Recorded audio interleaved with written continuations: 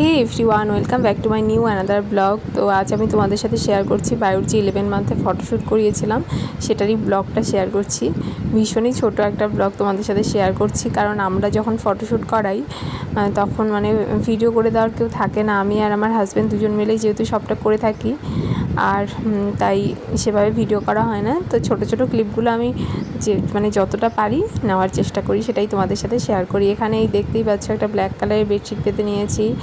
এখন এখানে মেঘ, সূর্য আর তরমুজ দিয়ে 11টা লিখে নিয়েছি, যেহেতু বায়ুর 11 মান্থ কমপ্লিট হলো। আর যেহেতু গরম পড়ে গেছে তাই ভাবলাম গরমে তো তরমুজটা অলমোস্ট সবারই ফেভারেট, আর আমার ছেলেও ভীষণ ভালোবাসে খেতে। তো তাই তরমুজ দিয়েই এবারে ফটোশ্যুটটা করালাম।